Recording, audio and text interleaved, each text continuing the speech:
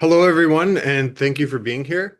My name is Paul D'Ambrosio, and I teach Chinese philosophy at East China Normal University, where the 四海为学 Collaborative Learning Project is based. I want to welcome you all to our 20th roundtable and our 75th event since 2022. Today we have a roundtable on transformation and in the Zhuangzi.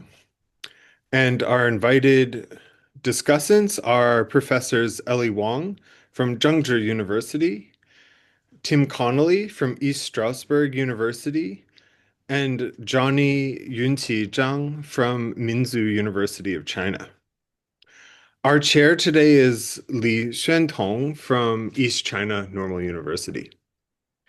It has become a tradition here at 四海为学 to give younger scholars a chance to be part of high-profile academic events by inviting them to take part as chairs or discussants. So if there are any younger scholars in the audience who wish to be part of future events, please email me or message me in the chat. This event will be 2 hours total, ending promptly at 9 p.m. Beijing time. Before getting things started and handing them over to Xuantong, I want to say a few things about the 四海为学 Collaborative Learning Project. The 四海为学 Collaborative Learning Project hopes to distinguish itself from some of the less productive, conventional practices sometimes found in contemporary academia. As posted on our website, we are not interested in male peacocks, in jerks, or in any form of egoism or self-promotion. We hope to curb all types of aggressive and "look at me, I'm smarter than you," or "don't I know so much," and similar attitudes sometimes found in academic exchanges. We might even go so far as to say that we hope to be somewhat of a counterbalance for the negative attitudes that can be found in so-called blind reviews. While there is certainly a time and a place for anonymity, or at least the appearance of anonymity, communication in academia should have just as much time and place for speaking to one another in more congenial and community-forming settings. The neologism 四海为学, which was created by Robin Wang, is a play on 四海为家, and we hope to keep this idea of 四海为家at the foreground of all of our events. The 四海为学 Collaborative Learning Project seeks to accomplish these shifts in orientation during academic exchanges by encouraging productive communication, humble discussions, real questions, and responses that are open and honest. We hope to foster environments where people truly learn from and with one another. So before introducing our chair, I want to once again thank everyone, and especially our speakers, for being with us this evening. Our chair today is Xuantong, who is engaged in research on the philosophy of time with a particular focus on the epistemology of social temporality. Drawing primarily from continental philosophy, Marxist thought, and especially Othello's theoretical tradition, his research seeks to denaturalize philosophical discussions of time and reground them in the dimension of human praxis. Currently, he is pursuing comparative perspectives between Chinese and Western philosophy to advance this agenda. He has related publications in some very nice journals, including Theory of Culture and Society, Ethics and Information Technology, among others. So, thank you very much for hosting today, Xuantong. The screen is yours. Okay, thank you, Paul, and good evening, and good morning, and good afternoon, everyone, depending on where you're from, joining us. And welcome to the 20th roundtable hosted by 四海为学. And my name is Xuantong, and I'm currently a student at East China Normal University. And it's my honor to be moderating this roundtable. And before we begin, first, my thanks to Professor Paul and also the 四海为学 team for organizing this wonderful roundtable and for bringing the scholars together across the different institutions and time zones. And I would also like to thank our three speakers and Professor Tim and Professor Ellie and Professor Yunqi Zhang for generously making the time to be with us today. And I know it's quite early for team, right? And then just a few quick logistics. Each of our three speakers will give a 10 minutes presentation, followed by 8-minute exchange with the each of the other two participants. And after all three rounds, we are open for discussion. And it's about 30 minutes for the open discussion. So now let me briefly introduce our three speakers. I will give a forward introduction before each of them speaks. So, but here is the order today. So speaking first will be the Professor Timothy Connolly from the East Stroudsburg University. And second, we will hear from the Professor Ellie Hua Wang, Chair of the Department of Philosophy at National Chengchi University in Taipei. And third, Jonnie Yunqi Zhang from Minzu University of China. So without further delay, and let's begin. And our first speaker is Professor Timothy Connolly. Dr. Timothy Connolly is professor of philosophy at East Stroudsburg University. His research focuses on ethics in classical Chinese tradition, as well as the methodology of cross-cultural philosophy. He is the author of Doing Philosophy Comparatively, 2050, with a second edition in 2023. Currently, he is working on a project that brings together contemporary discussions of transformative experience with perspectives from classical Chinese texts. So, Tim, the floor is yours. Please take us into your work, and you have 10 minutes. And before the beginning, just a small tip. And when you have 1 minute left, I will hold up these signs for you and without a rough interruption. Okay, so thank you, Tim. All right, thank you very much, Xuantong, for that introduction. And thank you, Paul, for inviting me to participate in this roundtable. And I'm looking forward to our conversation. Let's see if I can share. All right, can everyone see this? Okay. So I wanted to start with the contemporary discussion of transformative experience in Anglophone philosophy, which I think makes a very interesting gateway into the world of transformation in the Zhuangzi. So what is transformative experience?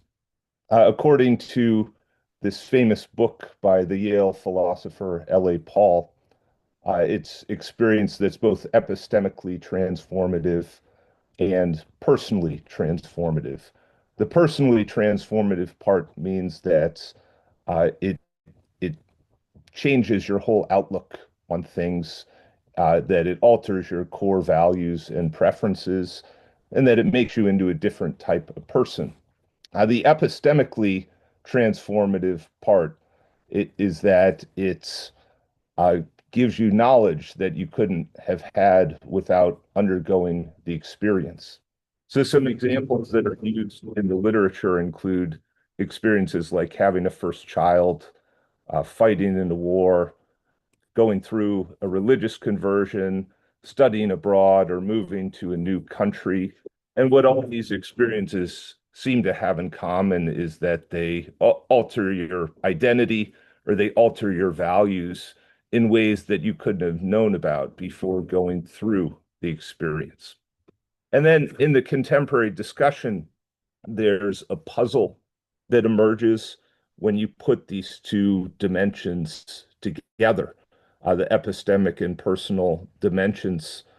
Um, if if an experience changes you in ways that you can't know in advance, then the question arises of how should you decide whether or not to go through with that experience.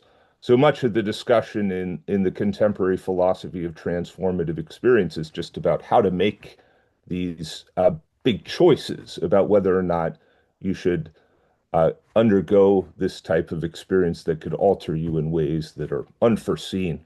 As L.A. Paul puts it in her book, Transformative Experience, we find ourselves confronted with the brute fact about how little we can know about our futures, just when it is most important to us that we do know.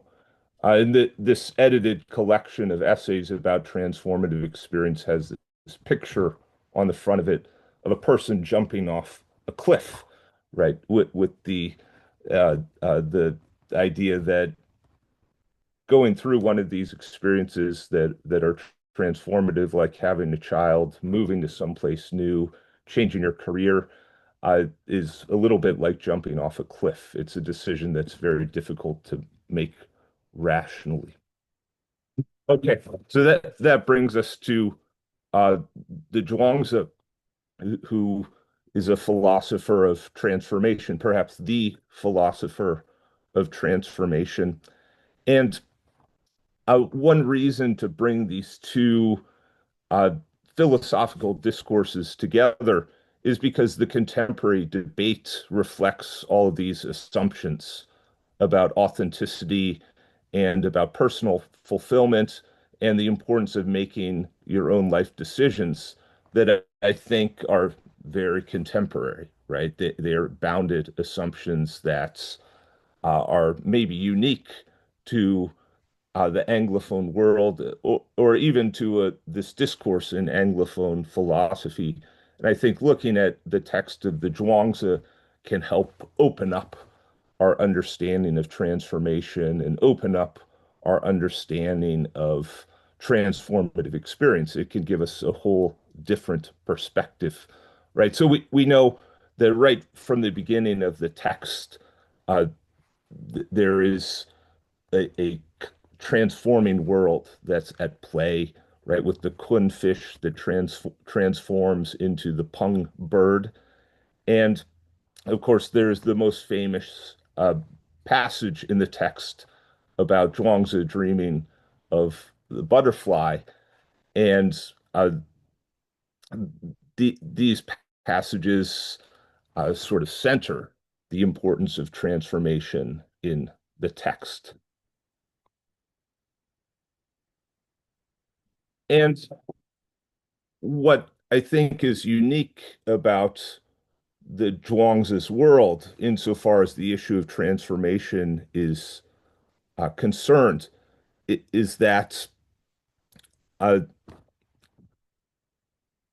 the world itself is in a constant process of transformation. So transformative experience isn't something that we choose or don't choose, like in the contemporary discussion, but it's something that happens whether we like it or not, right? And the transforming world in the text is something that is put forth as beyond what we can control, right? We can't understand the source of the transformations that happen in our life. We can't understand the origin of these transformations, but what we know is they are going to happen, whether we like it or not. So I think that is the major conceptual difference in how the issue of transformation is put forth in the Zhuangzi versus in this contemporary discussion. Yet at the same time, I think there is a kind of category of transformative experience that's at work in the text. Uh, on this slide, I listed some of the first passages that might come to mind when you think of stories where characters have experiences that result in altered beliefs and values, and that give them a kind of new perspective on the world. The second of these passages from the Autumn Floods chapter, I'm going to say a little bit more about in a moment. Um, but also because the Zhuangzi utilizes these dramatic shifts in perspective that appear to unsettle the characters' preconceptions, and also I think are supposed to unsettle our own preconceptions. Some scholars have seen the text itself as aimed at a project of spiritual transformation on the part of its readers. So it's not just something that describes uh, characters in the process of transformation, but it also intends to affect a transformation on us. The the transformations that are brought about by illness and death are a major theme of the text. I won't read this passage because I think everyone is familiar with this passage from the Qi Wu chapter. But in this passage, I think Zhuangzi raises a similar question to the one that's raised in the contemporary discussion, which is just uh, how do we know in advance what will happen as the result of a transformative experience? Um, and if our core preferences might be changed in ways that we don't know in advance, how do we know that our current values have any sort of merit, right? Or any sort of sustainability in a world where transformation can occur? So we might think one thing at present, or we might believe one set of values at present, but a transformative experience could happen and we might have totally different values. And I think the text of the Zhuangzi finds this a deeply unsettling predicament to be in, right? And it's something that not only makes us think about, well, who will I be in the future, but also what are my values at present? Is that the 1 minute sign? 1 minute. Okay, I will try to hurry that. I'll try to hurry. Yes. Yeah. Sorry to miss 1 minute. No, no problem. No problem. Uh, so my own understanding of transformative experience in the Zhuangzi, it has these two features uh, for how Zhuangzi wants us to think, or how the text uh, suggests we think about the possibility of transformative experience. And one feature is that it should result in this shift in perspective, right? And I take this from a reading of the Autumn Floods chapter where the character undergoes this transformative experience, and that gives him a new insight into the shifting nature of the world around him.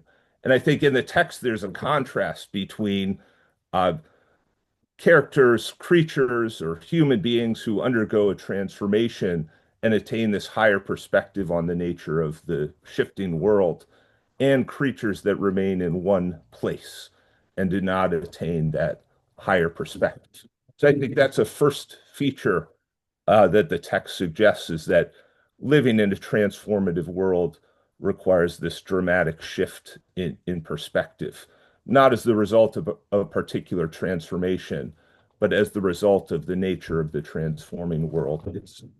Right. The second feature, and I think this is one that I hope Ellie and I are going to discuss a little bit, is about how we respond to transformation. And my understanding of this is not entirely original.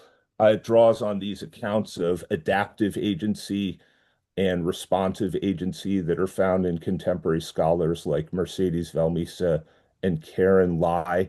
And what these accounts emphasize is that uh, transformation requires not so much a decision beforehand. In fact, the text isn't really concerned with what we should decide, but what it requires is a kind of responsiveness in the midst of transformation. And that responsiveness has certain features. I think Karen Lai gives it the best sort of articulation, or the most precise one, uh, where we have to let go of our fixed plans and desires.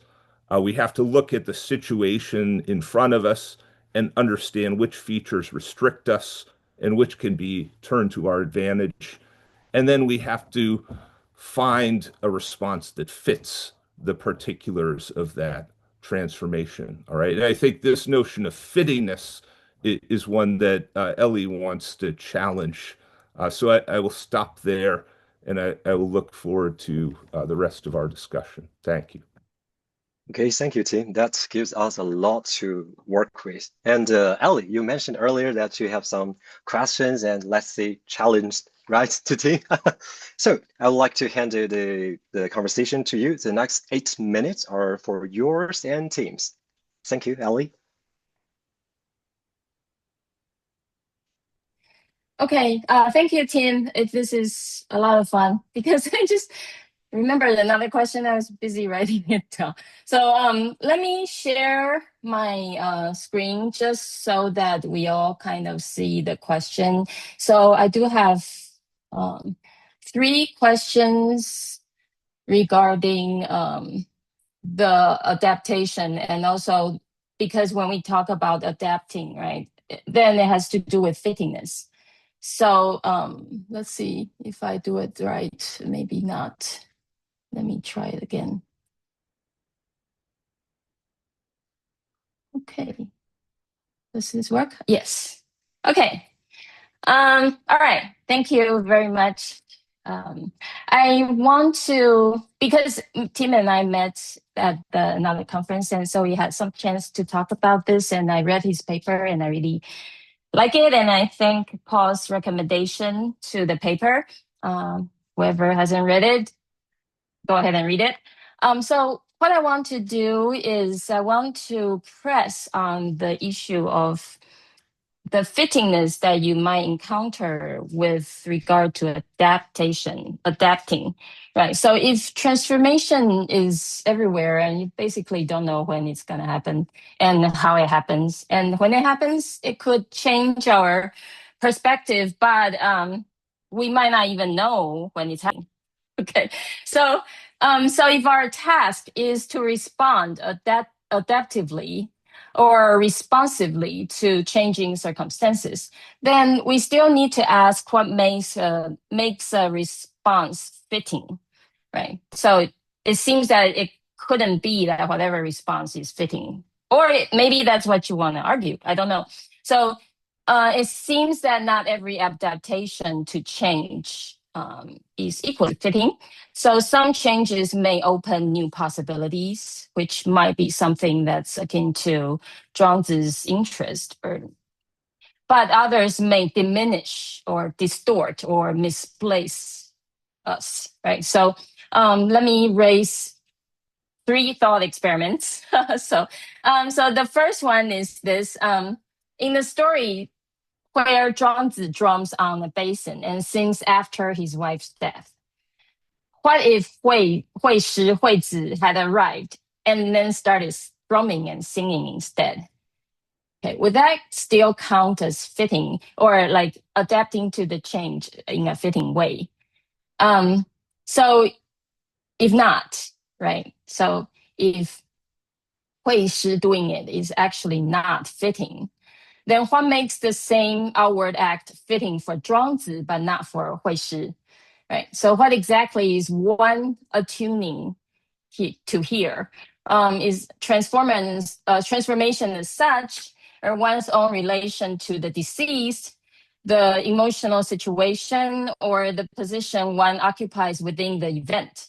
Right. So if the fittingness of the act depends on these relational and situational structures, is this really already closer to a kind of ritual sensibility than a simple going along with transformation or adapting or that kind of idea? So this is one thing that, of course, maybe, right, it is not Zhuangzi or Hui Shi in this case are transforming, is the wife that is transforming, but we're still having to adapt. Maybe the adaptation is also a kind of transformation. I don't know. So I just want to see how you determine the fittingness here and whether that actually has to do with something like ritual, right? Relational sensibilities.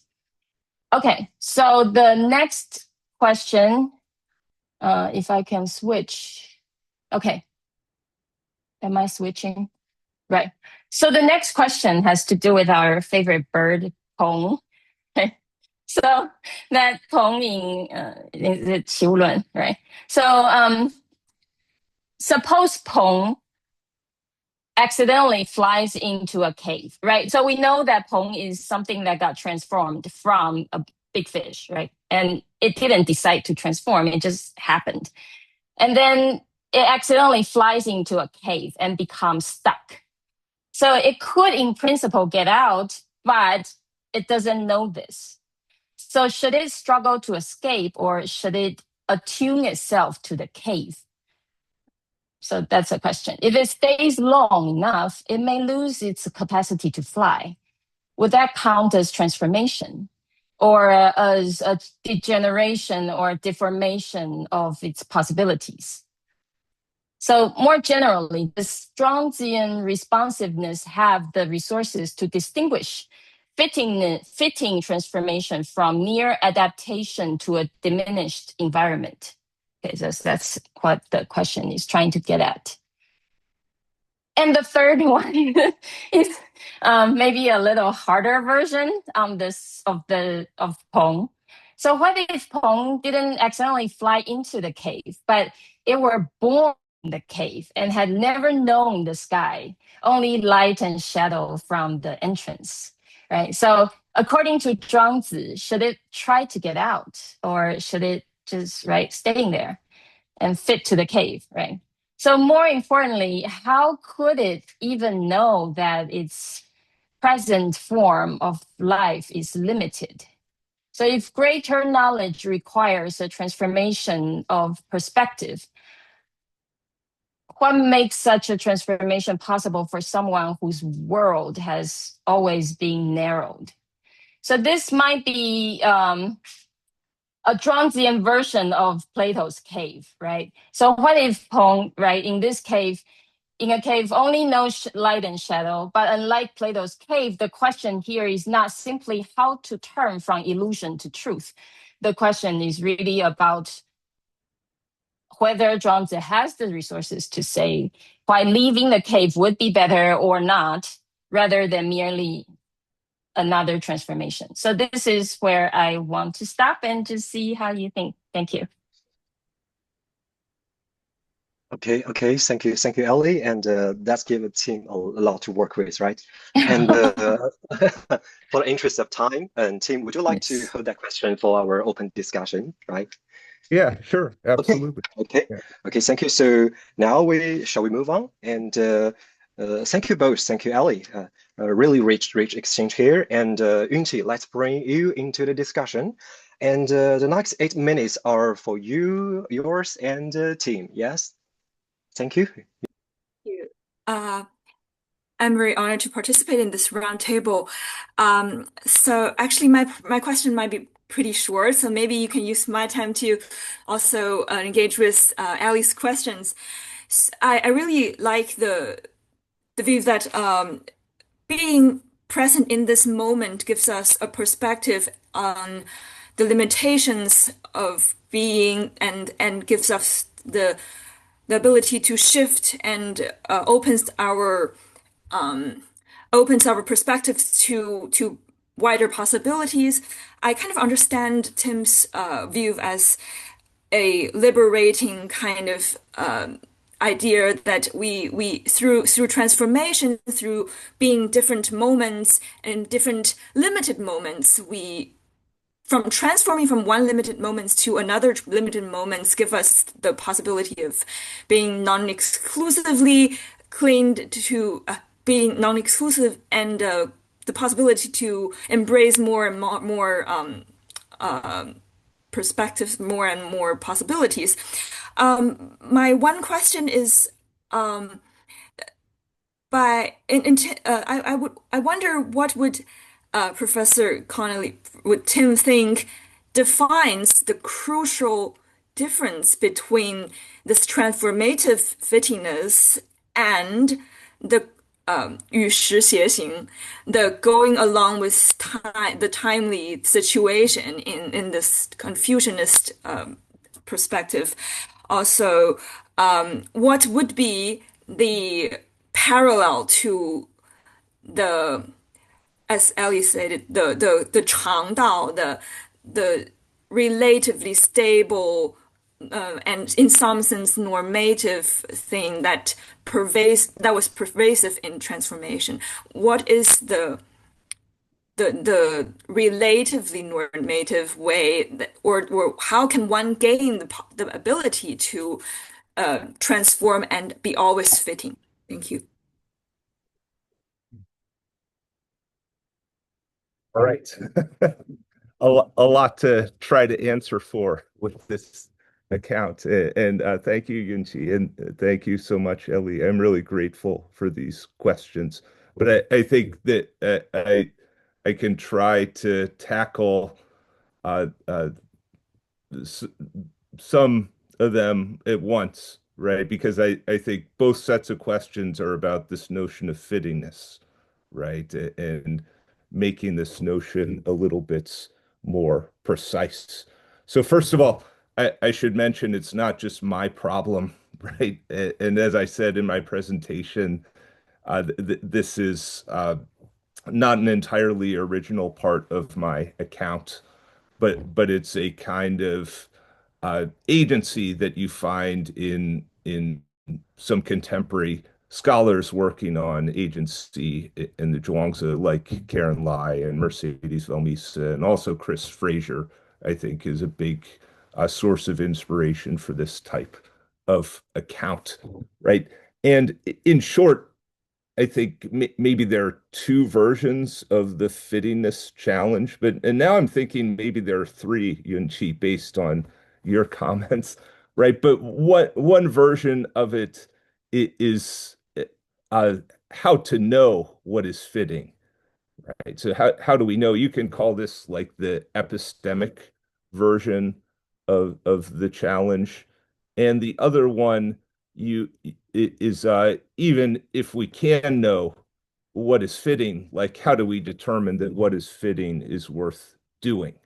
So I think you could call that the normative version of the challenge, right? I think one of these versions I got, Ellie, out of your review of Chris Fraser's book. I think that's more the normative version, and another I got out of your comments on my paper, which I think is the epistemic version. How do we know what is fitting, right? I think the second question you raise in particular, that poses like a wonderful picture of the epistemic challenge, right? Like how do we know that we're not stuck in some diminished environment that we shouldn't try to fit ourselves to, right? Maybe what we need to do to achieve fit is like move to some other environment, right? So I think that's a very important question that hasn't been raised yet, right? So I really want to think about this question as the topic of another paper. And like my initial thought would be, you know, Ellie, one of your suggestions, I think, on your first slide was that the criterion of fit might be something about the emotional situation. And I think when you go back and you read Chris Fraser and Karen Lai in particular, right, that's really the important feature of these accounts, right, is that somehow if you think about what doesn't fit, right, some transformative event happens and it disrupts your well-being, and you think like the things that used to work for me then no longer work for me now. That's a kind of lack of fit. And the mark of the lack of fit is this disruption in your emotional well-being. And there's something about finding fittingness that restores emotional well-being, right? And the way Chris Fraser has this paper about eudaimonia in the Zhuangzi that discusses this. It's like if you're able to constantly fit yourself to the transformations of things, then you will always maintain a kind of emotional equilibrium. So I think that I don't know that that answers the question, right? Because you could say, well, what makes that different from these notions of ritual, right, that are centered on emotional harmony? But I think that would be the first spot. Okay, I think I better stop there. Thank you so much. Okay, thank you, Tim. I think there's still a lot for us to put further in an open discussion. And wonderful. Thank you. Thank you, Ellie, Tim, and Yunqi. So let's move on to our second speaker. And our second speaker is Ellie Hua Wang. Ellie Hua Wang is Associate Professor and Chair of Philosophy at National Chengchi University. She received her PhD in Philosophy and Cognitive Science from Indiana University, Bloomington.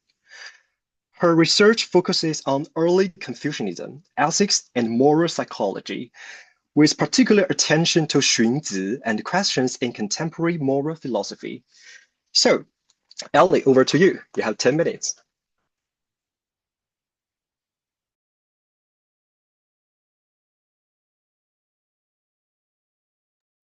Okay, thank you very much. Thank you, Xuantong, for your introduction, and also thank you, Paul and Tim, for this really wonderful discussion, and also thank you, Yunqi, for joining us. I think this is a wonderful chance to talk about transformation. So I might take a little bit longer than 10 minutes. I'm trying to not do that, but we will see. So let's start. So what I want to do here is, I think Tim gave us a very nice discussion about how this work on transformation connects to contemporary moral psychology work. And it shows a lot of the significance or relevance for our contemporary life. And what I want to do here is to give some kind of a more background of how I situate Zhuangzi's idea with his contemporaries and talk about how this idea of transformation or hua kind of evolves. And I think that also gives us something interesting to see. So we will start. So apparently Mencius is around the Zhuangzi's time, right? So apparently they live pretty close to each other. So hua, this idea in the Mencius only is not very, very prominent at all. It's only appeared 5 times, and then refers to the dead, right? A big transformation. Like there is this idea that a very radical change. So from life to death, kind of very radical change, and also there is this. Basically, a very Confucian idea of transformation as really just like having influence on people and change people. But what exactly that transformation means, it's not very clear, at least not in Mencius. But there is another very interesting source in Zhuangzi's contemporary that is very much worth considering, which is there is this conceptual pattern in Priqing and Han thought, which is this idea that, so this is what I borrow from Professor Li Fengmao's work. He's a Taoist actually, like a practicing Taoist in Taiwan, and a very prominent philosopher too. And so he has done research on the Li Ji and also all kinds of he has talked a lot about this transformation idea in his work. So what he demonstrates is this. At the time, at least a very nice place to see is Li Ji. There is this counter or like complementary idea. One set of idea is signaling Chang, which is constancy. So it signals what is natural, what is typical. So you often see words like Chan to produce or Shen to give birth, to use to describe reproduction within the same species or type. Okay, so you see that in Li Ji, like grasses and trees are born and flourish, something like that. But then there is this other set that's complementary to this set of ideas of constancy or natural, which is the non-constancy, right? 非常, which signals points to the unnatural, atypical, metamorphosis, mythical, artificial kind of idea. So in that category is hua and bian. And bian is something that always connects to hua, right? Which is to change. So they are associated with cross-species generation, which is, for example, sentences like hogs transform into doves. Okay, so that's a very nice background for then for us to then look at Zhuangzi. So in the Zhuangzi, Hua is no longer this very strange way, like atypical, non-natural, and this kind of idea. It's no longer primarily exceptional rupture. It becomes a condition of existence itself. So life and death, waking and dreaming, self and other, gain and loss are all situated within this transformation of things. Right, so in Qi Wu Lun, Tim just pointed to, here Wu Hua does not simply name a change from one fixed state to another. It unsettles the stability of identity itself. Right, so Zhuangzhou and the butterfly are distinct, yet the passage also asks us to think of identity as something caught within transformation. So it's a pretty interesting idea. So then this theme becomes even clearer in Dazhongshi, right? So their transformation is not something we control from the outside, rather we are always already inside it, right? So in this passage, we can see the idea there. So the point is that someone situated within transformation cannot fully know where transformation begins or ends, or what one will become next. So human beings do not stand outside Hua as its messenger, right? They undergo the transformation. So this passage then gives a practical attitude toward this condition, which is, right, 安排而去化乃入于了天一. Okay, so this suggests that the Zhuangzian response to Hua is not to produce transformation, but to release one's fixation on fixed identity, fixed values, fixed form. One learns to rest in displacement and to move with transformation rather than to resist it. Right. So this idea then we can see in, well, they're not temporary ordered. It's just we can see these ideas. So we can also see this idea in Tiandao, which is an idea of naturalization of Hua. So here you can see, next. Okay, here you can see Hua is actually juxtaposed to Chan, and Yu is juxtaposed to Zhang, and then it's connected to this idea of non-action, right? Wu Wei. So here Hua is explicitly linked with Wu Wei, and it is again contrasted with active production or growth. Heaven does not produce, and yet things transform. Earth does not grow then, but yet things are nourished. So transformation is understood as the effortless operation of the world. So in the Zhuangzi, Hua is not primarily something we do. It's something within which we already find ourselves. Practice remain important, but the practice is not to manufacture transformation. It is to loosen resistance, fixation, and self-attachment so that one can move with transformation. I think Tim very nicely captured that. So in this case, I want to say that in the Zhuangzi, there is this reversal happen. Zhuangzi inverts the prevailing association of its time, right? Rather than treating Hua as anomalous or disruptive, the text reclassifies it as part of the spontaneous and inevitable order of the cosmos. And in doing so, it normalizes Hua, aligning it with Wu Wei and Ziran, and while simultaneously reclassifying Chan and Zhang, terms that other classical texts associate with regular same-species generation as forms of you wei, and thus as non-constant, atypical.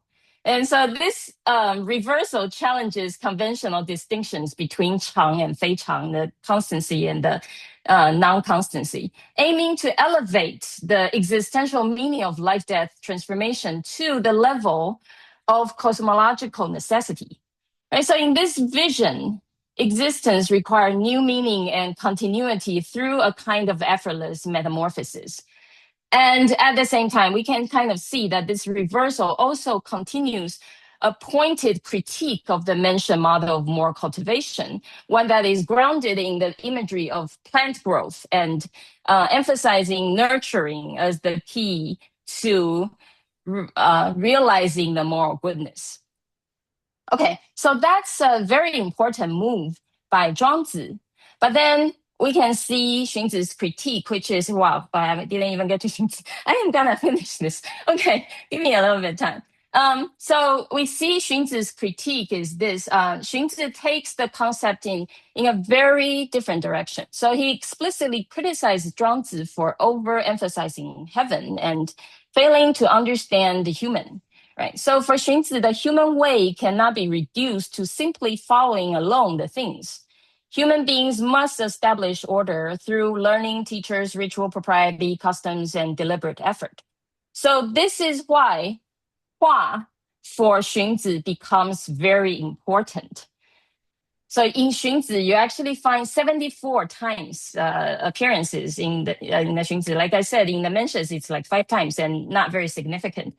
But for Xunzi, it's alongside with Zhuangzi, very colorful uses of Hua, very interesting, and it's used in all different ways. Okay, so for Xunzi, the human way, right, has to be something that has to do with Hua. And in this case, it's through cultivation and learning and teachers and rituals. It's also, of course, because of his idea that in order to have collective order, your nature kind of gets in the way. Of course, everybody knows this part about Xunzi, so skip some of it. Okay, so Hua in the Xunzi here, we can see a double reversal. So here, Xunzi's central concern lies in a practical problem, right? So how to restore and maintain social and personal order, and thereby achieve governance. And for Xunzi, the idea of zhi is not limited to political institutions. It entails both the cultivation of inner order within the individual and the realization of harmony within the broader social and political community. So from the outside then, Xunzi's approach to Hua departs significantly from that of Zhuangzi. He doesn't frame the Hua in ontological or epistemological terms. That is, he does not dwell on questions such as whether the transformation of all things is necessary, or whether the individuals can know their true identity or discern the value of their conditions within a world of ceaseless change. Instead, Xunzi treats Hua as a concept embedded in the practice and normative dimension of human life. So in this case, I want to say it's a double reversal on Zhuangzi, and it is a double turn on the two dominant trends of his time, right? So the Li Ji, again, treats Hua as extraordinary and quasi-mythical, often associated with anomalous or non-natural phenomena. And then the Zhuangzi reverses this orientation by naturalizing Hua into spontaneous, ungoverned unfolding of the Tao, aligning transformation with effortless becoming and detachment from human artifice. And then Xunzi, by contrast, reconfigures this trajectory by relocating Hua within the sphere of human agency, institutional design, and normative construction. So for Xunzi, transformation is not a mythical process, nor a purely natural occurrence, but a cultural project. So a deliberate and sustained response to the ethical and social challenges of human life. It is initiated and maintained by sages through long-term accumulation and reflective exertion. And it is precisely through this process that ethical order, virtue, and collective harmony are created and renewed. So I hope I kind of give a broad picture, and now I will stop. Okay, thank you, Ellie. And it gives us much to reflect on. And Tim, the next 8 minutes are for you and Ellie. Thank you, Ellie. That was awesome. I really learned a lot from that.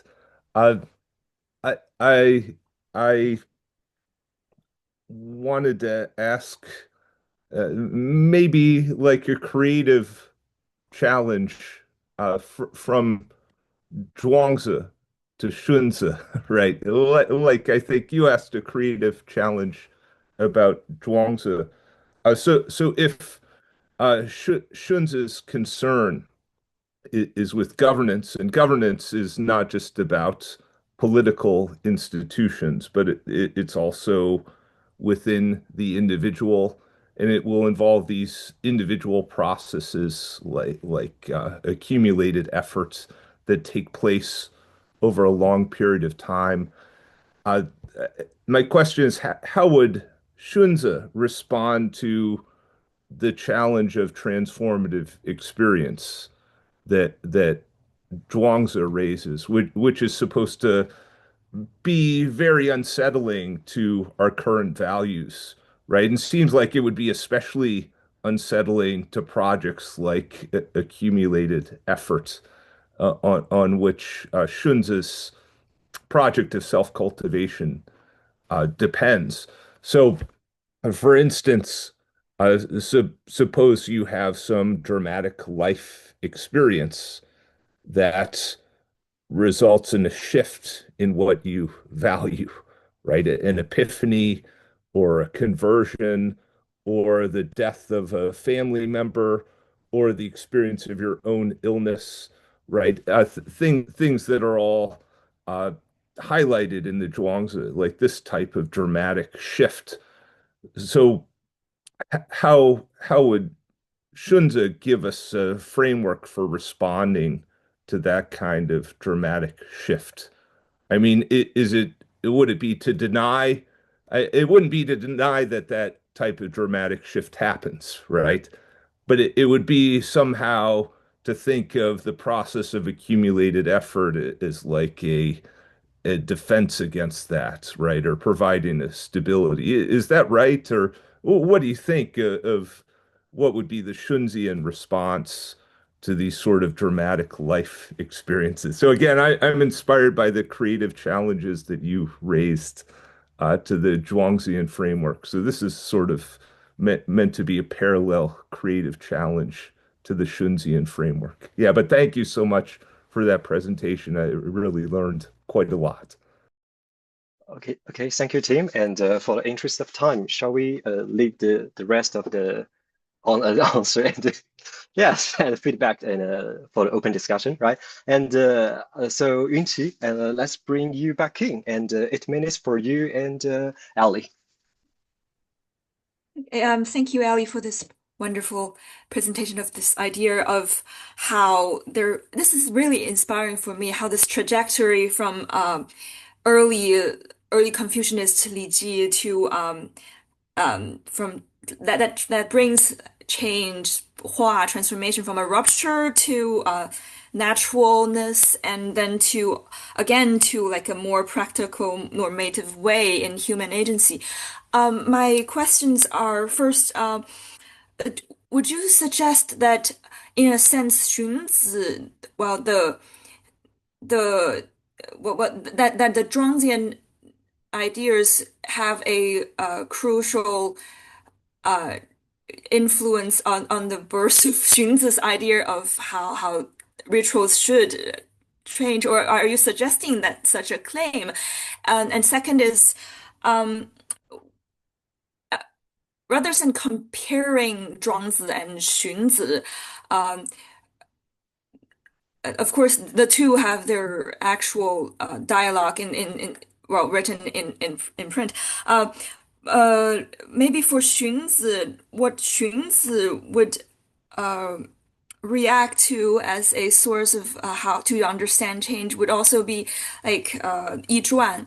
What do you think are the roles of Yizhuan in your trajectory of how change or how the understanding of change and transformation developed in early preaching thought?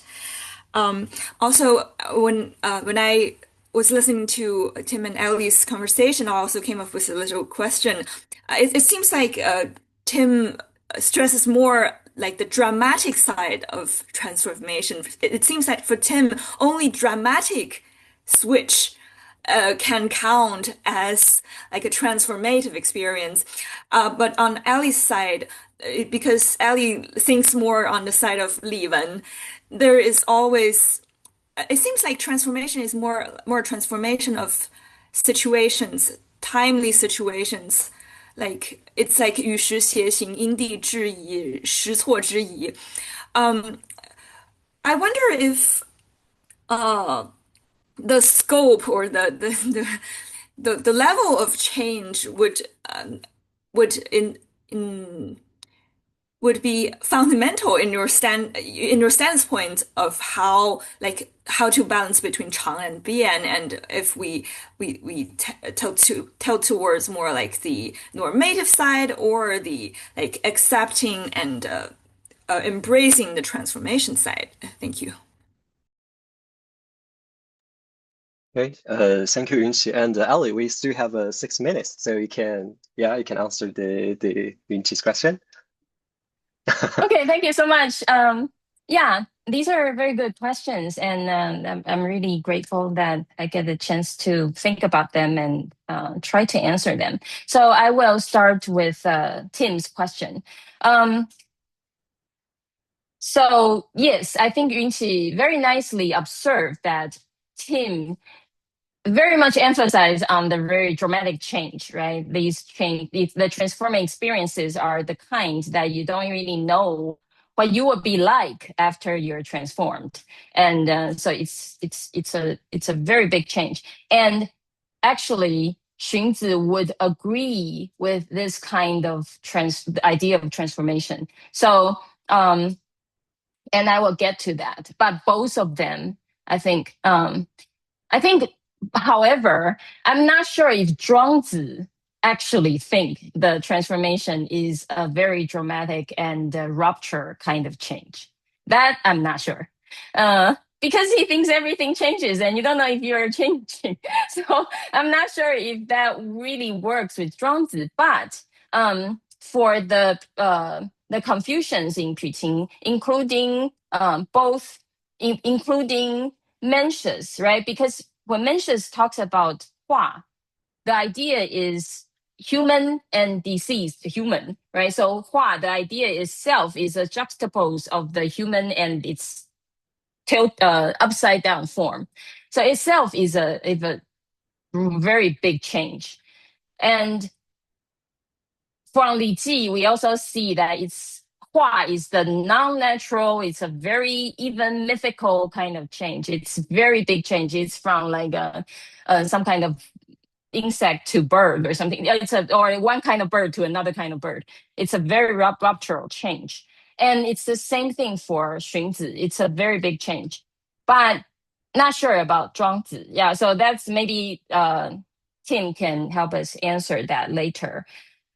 Because I feel that Zhuangzi is trying to naturalize Hua. So in that case, it cannot actually be that, rupturing. I don't know. Yeah, of course, from fish to bird. I think you're right about Zhuangzi, but I think Zhuangzi people believe it is a dramatic change. Yes. Yeah. Yes. That's it. Right. Yeah. Yes. I agree. Yes. So going back to Tim's question, so when these changes, right? When these dramatic changes, we just talk about like getting married or having children or like some close in the family passed away. These are, if you know about the studies of ritual, there is studies done about the rites of passage. So rites of passage is about a huge transformation, not transformation, a huge change in a person's life that for example, their social relations, their social status, like significantly change. So becoming a adult, that's one thing, right? Getting married, or right, funeral. These are all rites of passage. And how you deal with them? Rites. The rituals. So that's it's anthropology studies done on rituals. And similarly, right? So how do we help people move forward with these transformative experience. They are transformative because there's significant change in all different ways.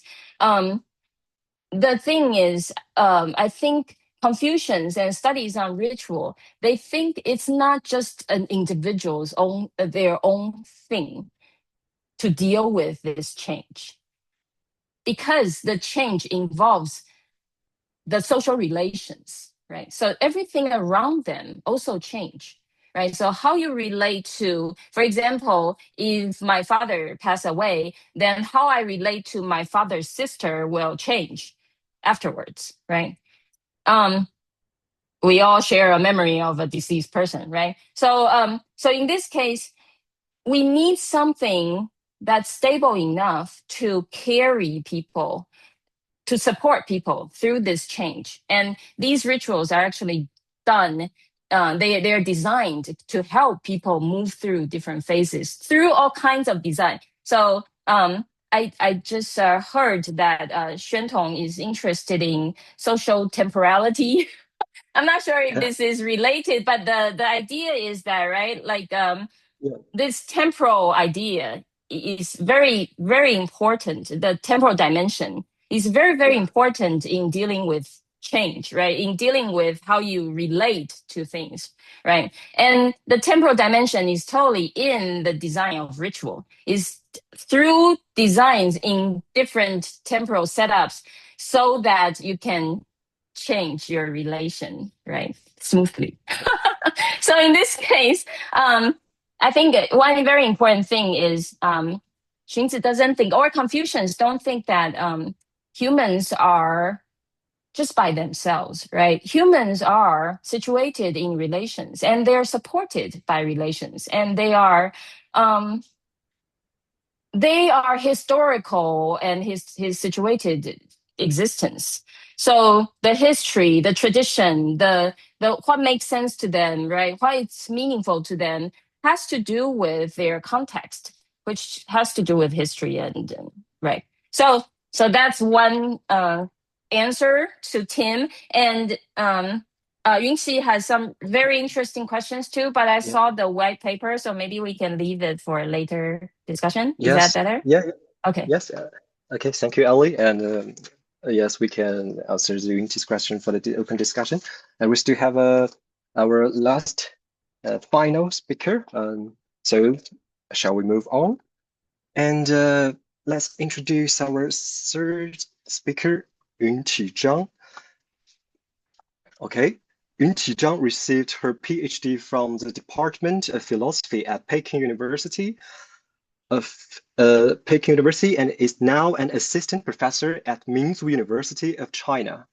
Her research mainly focuses on the Neo-Daoism and Neo-Confucianism, especially Guo Xiang and Zhu Xi. She mainly works on questions centering the relation between inescapable limitations, which we call Ming, right?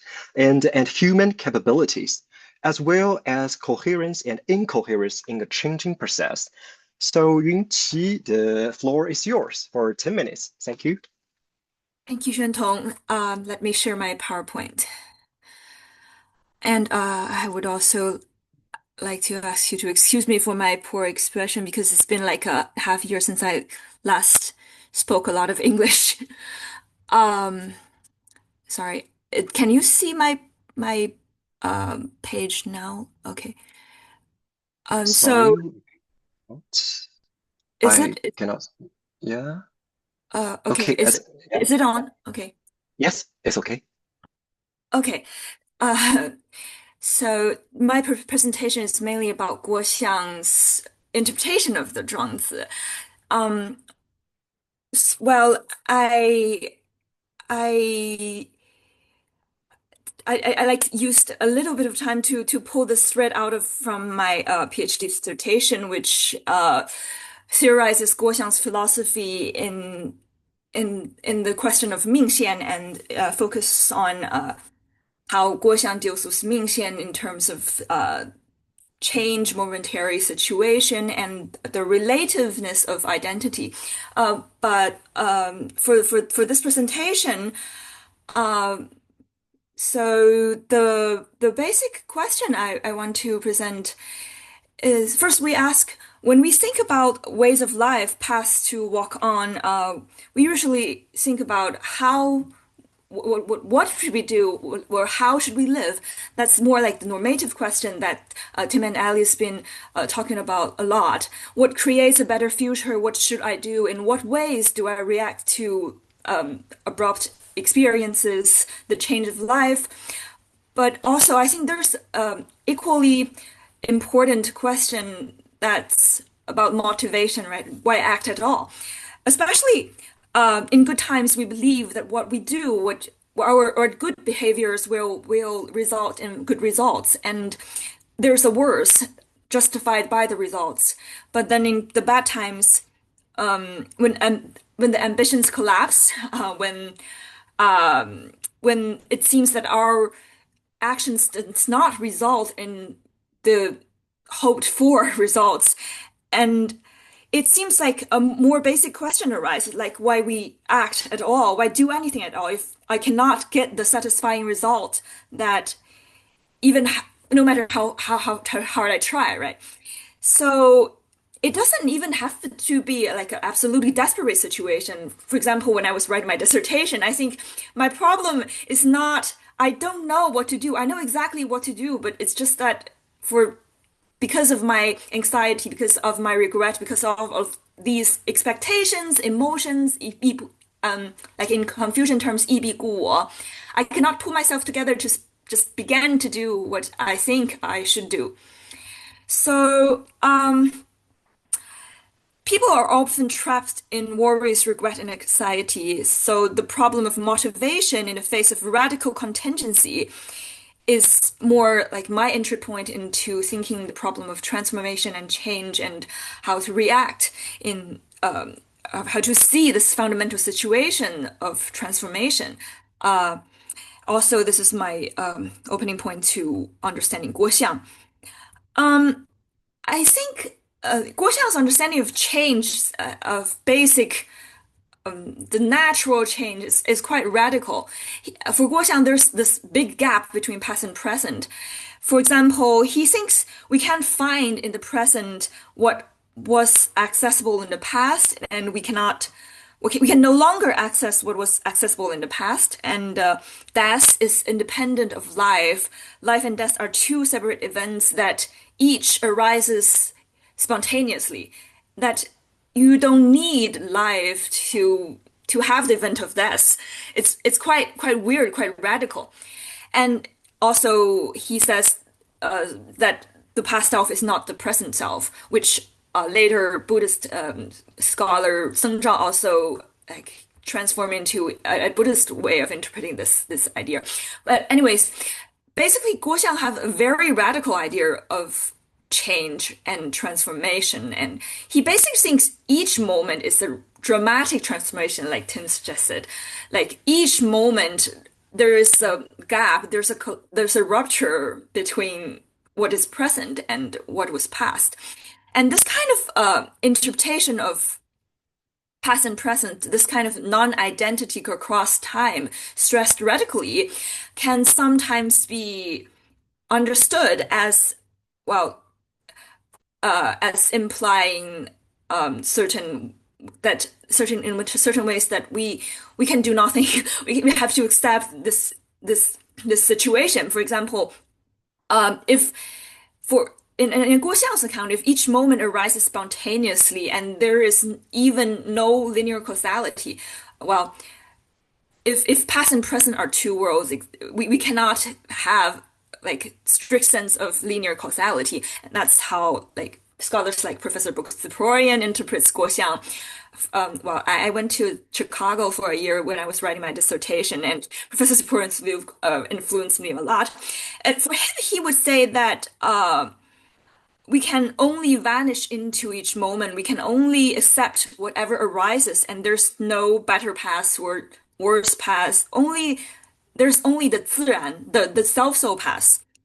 This is, in some ways, a deeply liberating idea that it breaks our obsession with absolute control and valuation of a determinate goal independent of time and situation. I fully agree with the liberating effect of this move, but I also think that something important has been missed in such a like vanishing into each moment and just accepting the transformation interpretation of Guo Xiang's theory of change. I think, well, in my dissertation, I did a lot of more technical work, but I was just skip that part. So I understand. Well, but if we compare Guo Xiang's understanding of change, like compared to like A series, B series, modern time theory, or like later Seng Zhao's perspective, we can see that what Guo Xiang is doing in like making a big gap, a big rupture between past and present is not actually just on face value, like denying all the causality or causal effects between past and present. I claim that Guo is not really saying past and present are separate worlds, like so separate that they do not have effects on each other, but that Guo is trying to define through two kinds of relations that or he tries to characterize the distinction between past and present, and show that the new world, the present world, the always emerging present world, no matter how similar to the past, is not a simple continuation of the past world. That each moment there's this dramatic change.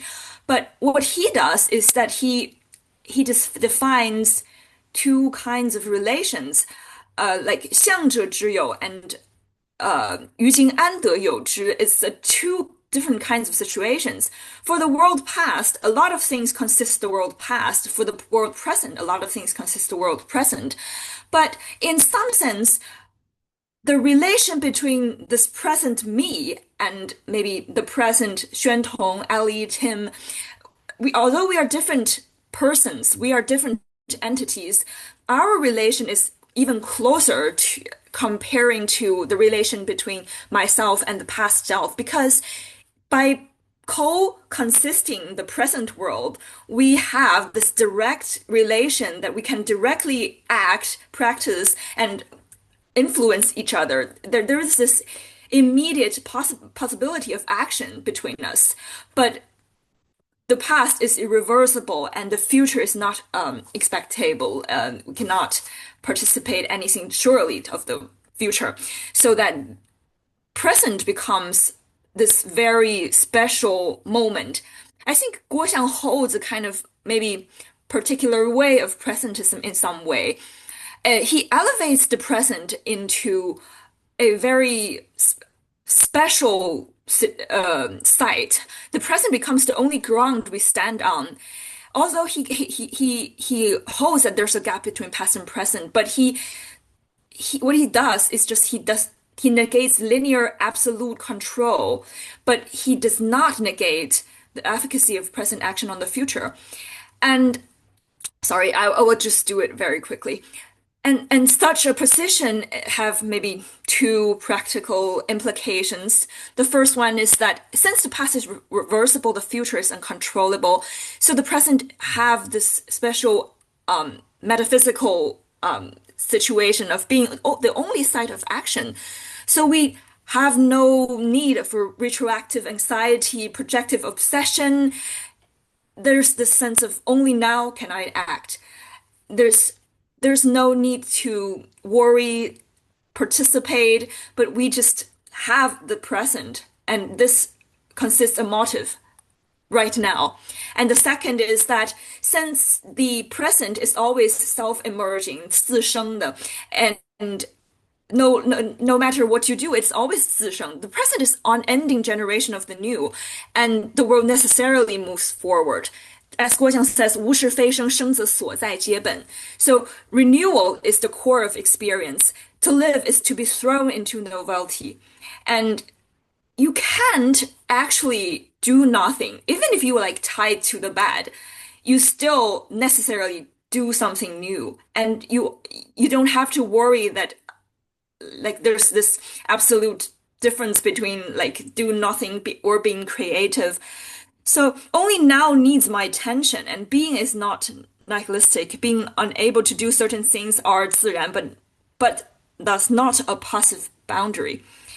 One cannot possibly not to transform, and one cannot possibly not do anything.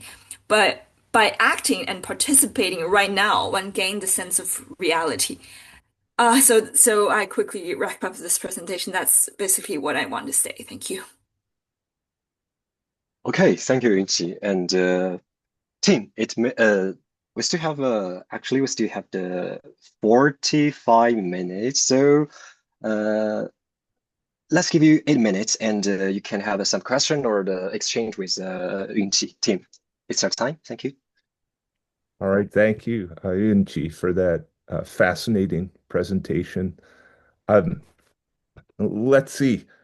I think my question, like I find the world described very marvelous, right? And interesting to think about.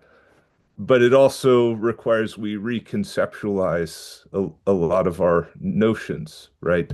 So one notion I'm curious about is the notion of personal growth in a world where the present is the only ground we stand on, right? Even that world would seem to demand like certain types of skills, like being attentive to what's in front of you, right? And being adaptive to the conditions, right? And being open to novelty. So how do we conceive of those sorts of skills or traits in a world that is transforming in such a radical kind of way? So that's I think one question that emerges in this framework, and I'm just curious to hear more about it. Yeah, thank you, though, for a fascinating presentation. Okay, thank you, Tim. Yunqi, you have 4 minutes for the feedback. Thank you, Tim. I might have presented Guo Xiang's view too radically. Well, I think there's two versions of how to interpret Guo Xiang's view on change. One is mine, one is maybe Professor Ziporian's. He states that each moment like absolutely emerges contingently. That I asked him if it's possible that in the next moment, what flows in the river is not water, but pink Coca-Cola. He says, sure. But I won't interpret Guo Xiang's view of change so radically. I would say that actually exactly like Ellie mentioned in the Li Ji page, I think that kind of way, like treat Chang and Tonglei, the consistent between Tonglei, there's a Changdao, and the Hua and Bian, these two tracks also exists in Guo Xiang's commentary to the Zhuangzi. So still in Guo Xiang there is relative personal identity. However, he more stresses that like determinate contents of the identity is something that we should just throw away. Like sometimes we believe that, like, I believe I'm a Confucianist, then I have like tendencies and strict determinate stubborn ideas about how should I react to this moment, or even if like I have stubborn ideas about what I am in contrast to you. Like I have stubbornly clinging on to certain virtues, certain determinate characteristics. That's also something Guo Xiang would say that we should throw away. But indeed, for Guo Xiang, I think most of his writings are more like we shouldn't do something instead of what we should do. So in terms of like normative, I would suggest that change cannot be like the only track we interpret how Guo Xiang understands what people should do. I mean, there's also, of course, we have to consider how like self and other correlates and shapes each other and defines and sets boundary for the capability of human act in this changing process. But basically for Guo Xiang, he doesn't post a track for you to follow. He says that it's fine if one 德性 and if one does not 弃我逊比, one does not sacrifice one's self to like imitate other people's selves, like other people's particularities. Like one just cling to one's own particularities, and there's no like becoming a sage. There's no possibility of becoming a sage in Guoxiang. Oh, sorry, I see the time. Yeah, maybe we can discuss more in the like open discussion part.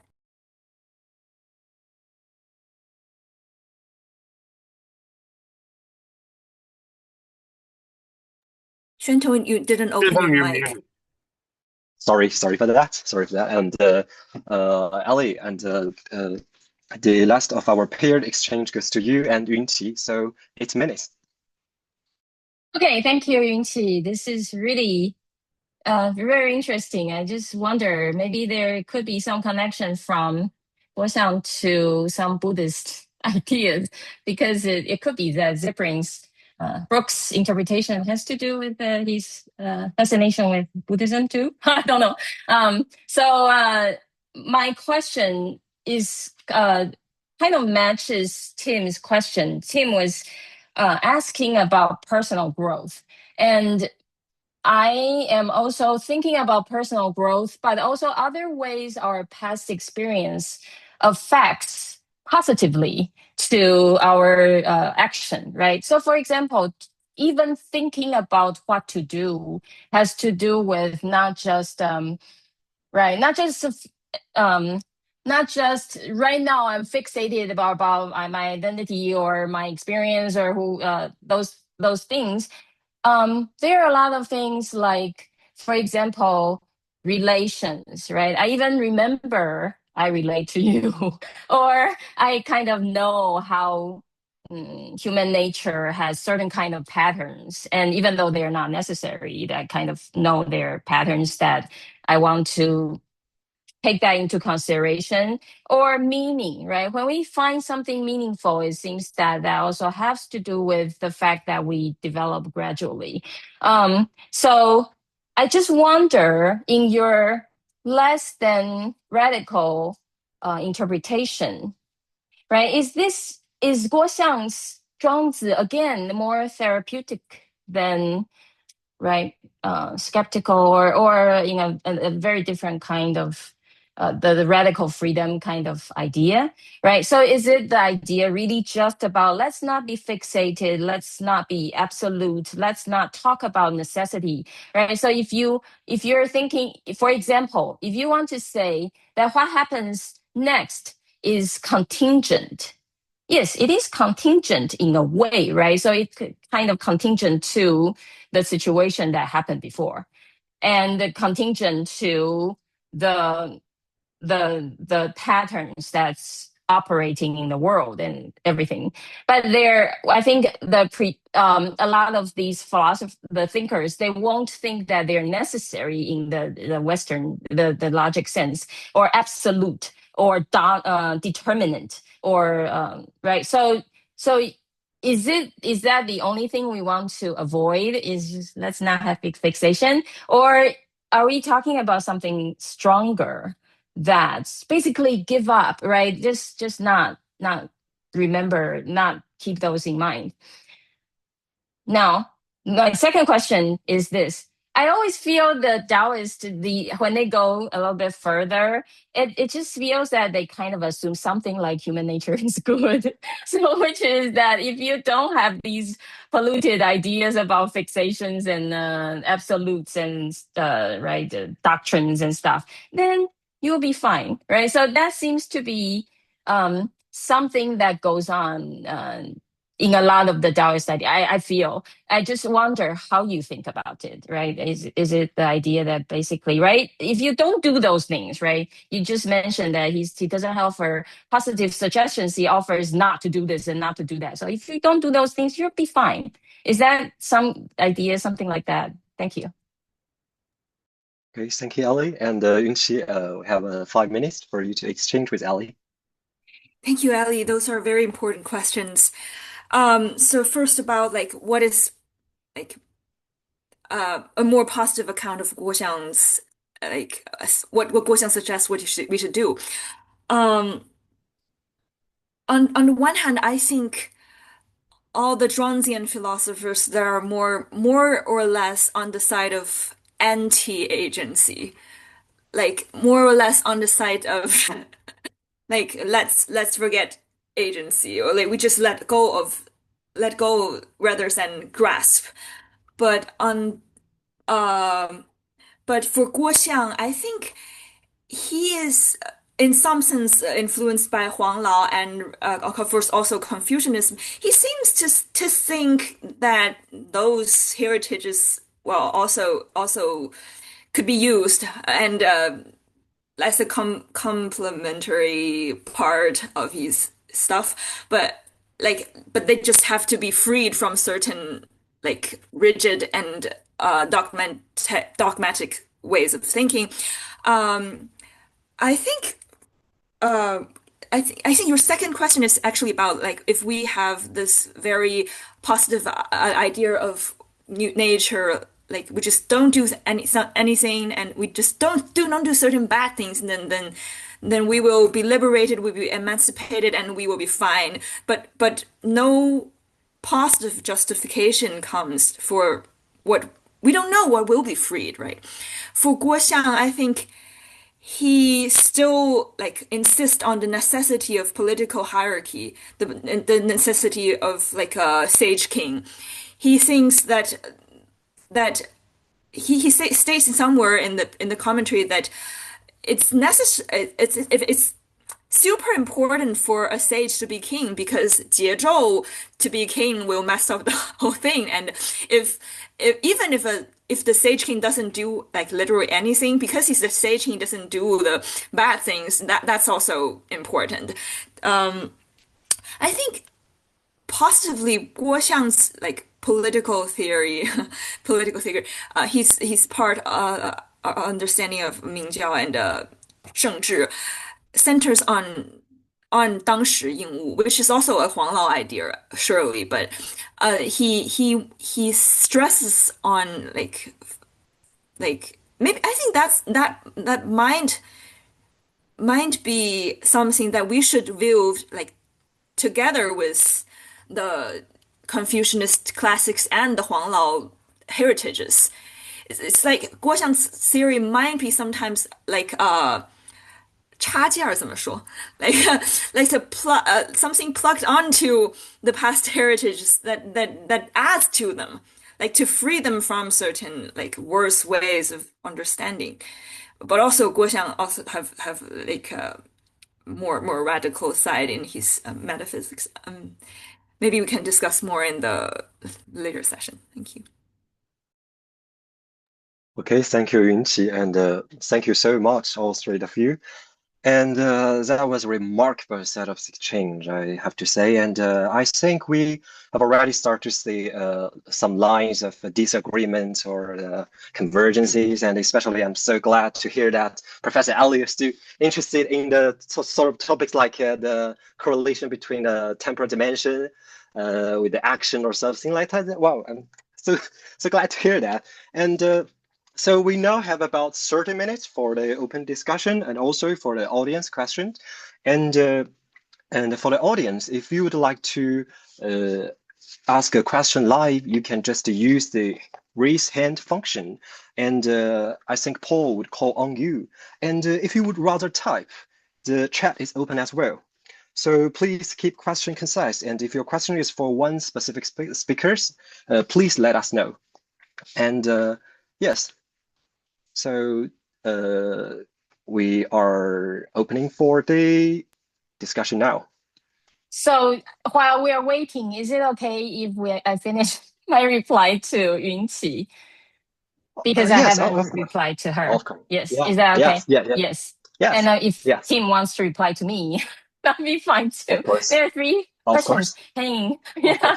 Okay. Yeah. So I really like also Yunqi's questions. I think they're very important.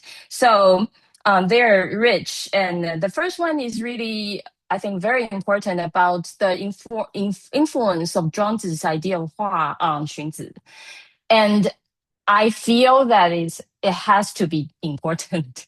I really feel that Xunzi has to move through Zhuangzi to reach where he is. So of course I think it's kind of a quite established view now that Xunzi is a very strong synthesizer at his time, right? So you can find traces of different traditions, schools in his thought, and they're all influencing him and getting him to think more about these issues. And of course, he didn't stay with any of them. He just makes his further development.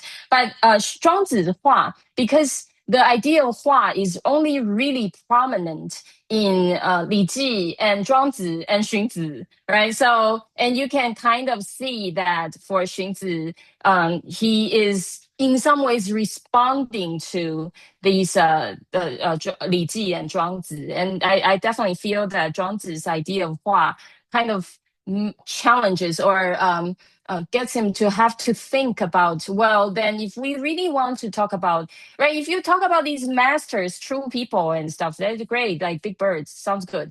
But if you really want to talk about order, right, especially collective order, then you can't really base it on everybody being the master. Right. So in this case, this transformation idea is used in a very interesting way. So that brings to the second question, which is the idea that, well, is there a radical change in Xunzi's idea? Well, he actually has this really cool idea called Ji, which is like we often translate it as accumulation, but it's not really accumulation. It is the idea that if you accumulate enough, then you change the field so that you allow new things to come. So the passage actually says that if you accumulate enough dirt, right, then in the analects it says if you accumulate enough dirt, then you get a mountain, right? But what Zhuangzi says is if you it's not Zhuangzi. What Xunzi says, if you accumulate enough dirt, then the rain and wind will come. Okay, so if you form the structure or situation or whatever in a certain way, then you allow new things to emerge, to come in.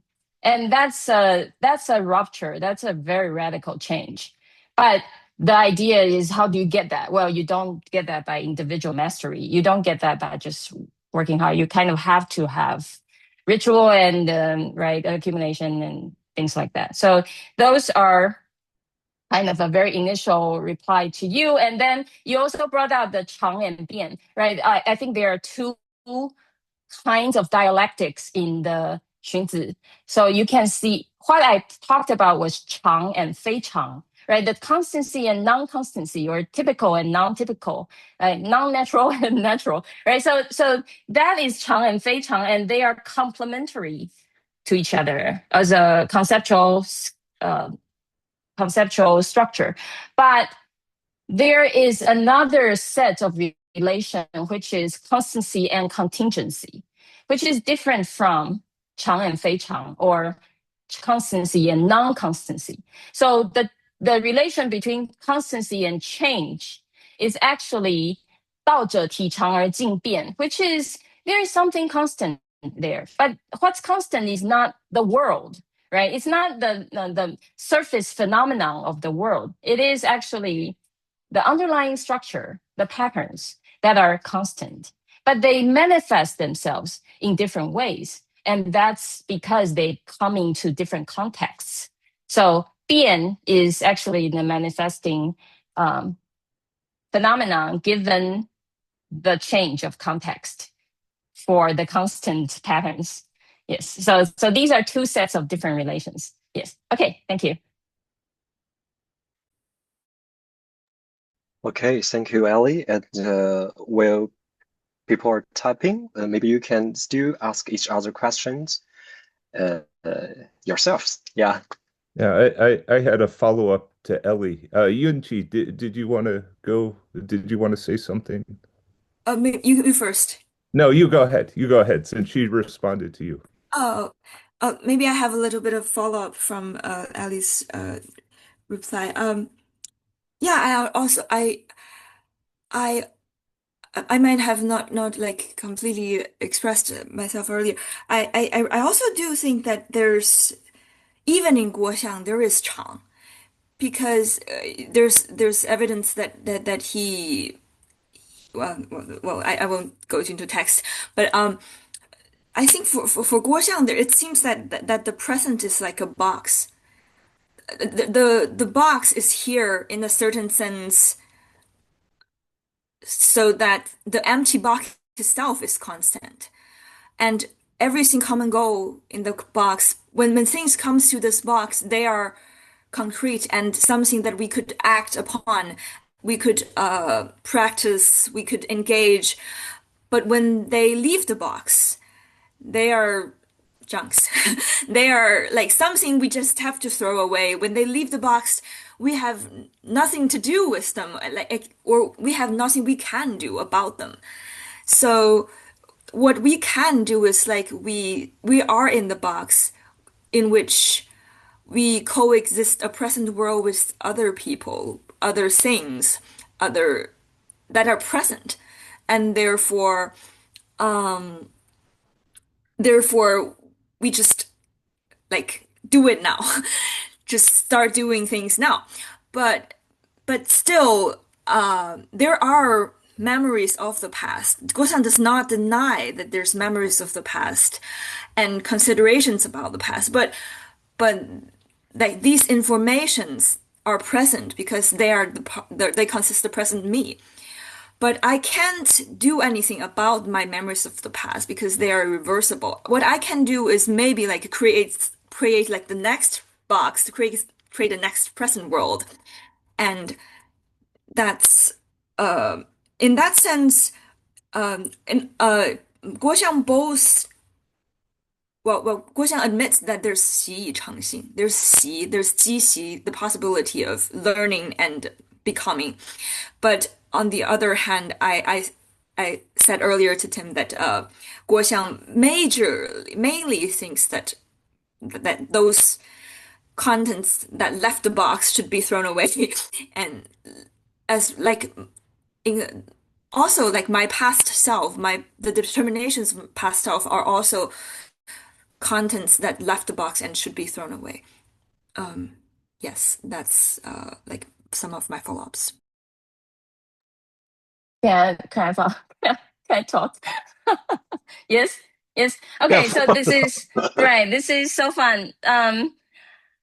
When you were talking about the box, I was thinking about what's the box, right? So, and then you were talking about presence.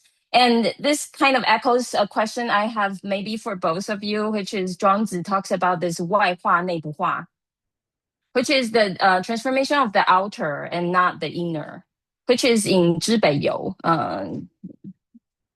I don't know if you, anyway, so if you know the chapter, then you know. If you don't, it's fine. It's not that important. I just wonder if there is an echo there. So I want to reply to this kind of idea that, well, there is some kind of Chang in there in the Chang. So the Chang is not really just a box, right? It's also something that kind of stay there. It's just that we're not fixated on them. They're supposed to open up possibility. We want to make sure the possibilities of actions are open. So we don't want the fixations, absolute dominance, or whatever. Those are restricting our possibilities.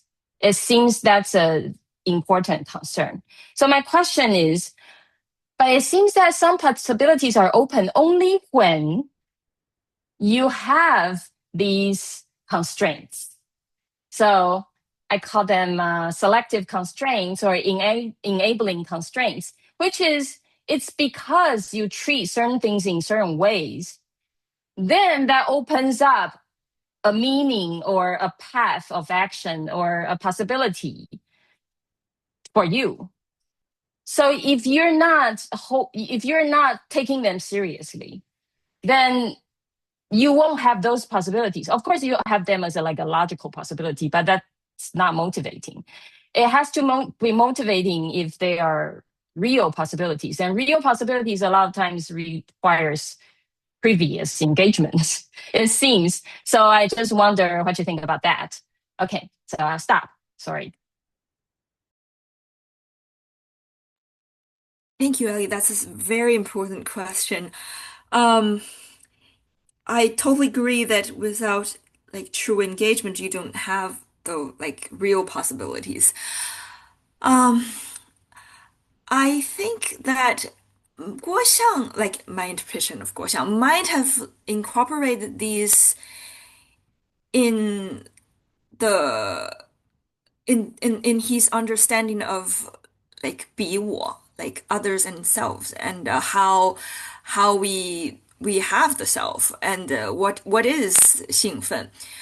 Probably, um, Guoxiang would distinguish between like the normal sense of agency, like we control, uh we mediate, we think, like we consider A and B and their causal relations. This is one set of mind, and another kind of thinking that also acts, but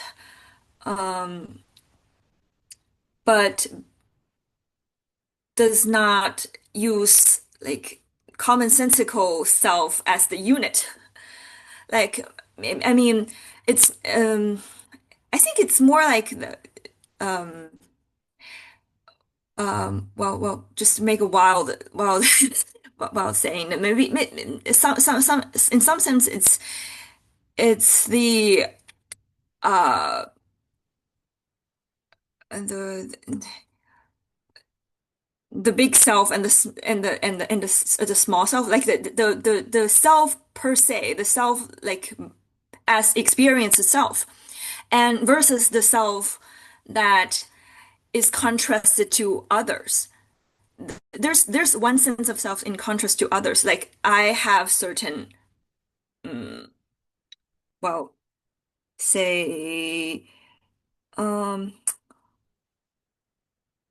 the self in contrast to others necessarily have interests, have um, positions, whereas self per se doesn't necessarily have those. If you engage so strongly with something that's incorporated into yourself per se, I might think so. If you are engaged so seriously through, if you engage with something very, very seriously, then it became a part of your 兴奋. It becomes a part of what you really are, what you spontaneously and per se are, like independent of like what's my interest, what's me, like in contrast to others, what I should control and what I want. It becomes incorporated into this like spontaneous self-soul part of the self. That's like my reply for now.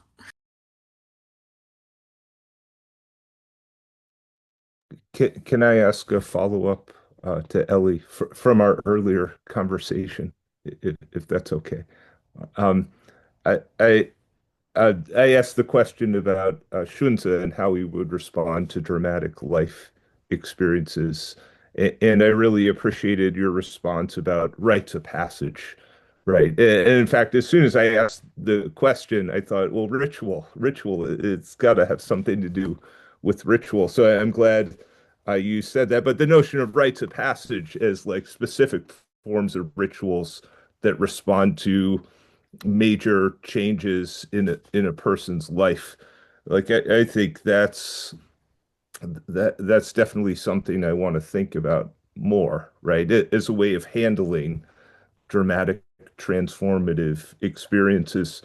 But it seems like those rites of passage are geared towards what you might call like seasonal changes, right? Or changes that are natural parts of the human life cycle, right? Like birth, marriage, illness, death, transition from youth to adulthood, right? Like the rites of passage are set up because there's a certain regularity over the course of the human life cycle to how those changes occur, right? But I was also curious about the kinds of changes that are unpredictable, right? And maybe not part of the regular course of the human life cycle, right? Things like, I don't know, in modern times, things like a global pandemic, right? Or th things like the appearance in 2023 of AI, like being used everywhere,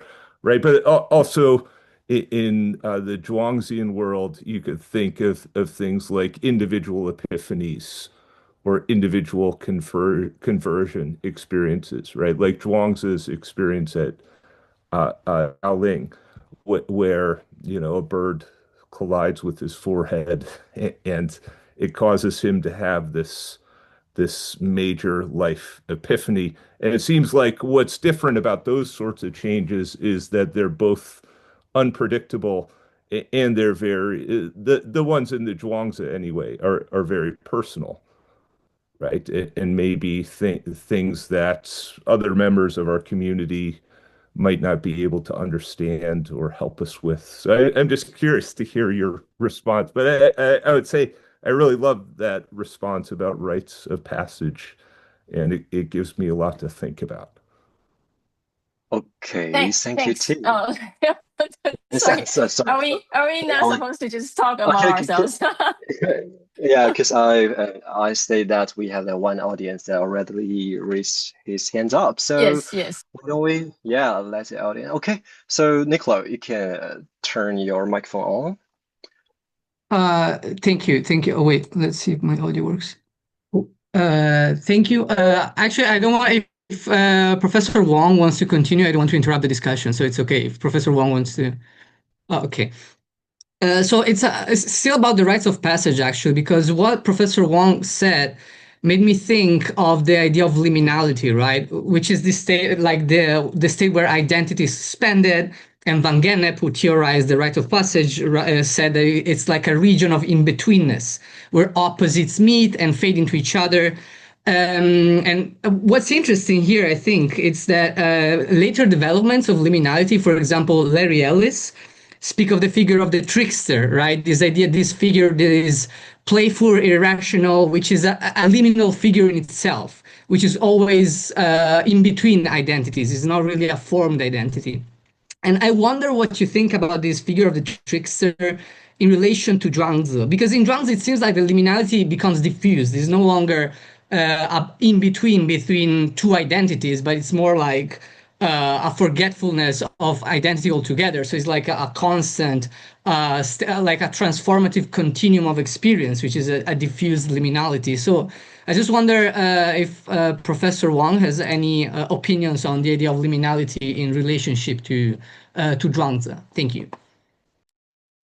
Thank you. This is so interesting because I don't really know this development of trickster, but I kind of imagine it, and I think you put it very nicely. I do feel that a lot of the Zhuangzi interpretations basically puts Zhuangzi's people basically always in the liminal place, but that's not sustainable. But anyway, so I think it is important to have those to loosen up a fixated structure, right? We need that. And a lot of times it's the life brings it to us. It's not that we want to loosen up ourselves. It's more like the life brings it to us.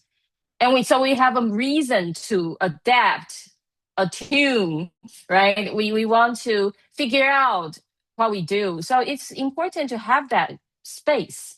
And I think that's what Zhuangzi really gives us. The 外化内部化, I think, is really the 内部化, I think, is a space. It's a space to kind of feel okay at the liminal, right? And feel okay at the tension. And there's different tension coming in, and it's okay. And then figure things out. But what's the point of just always stay in there intentionally? I don't see how if that's a moral message, right? If it's a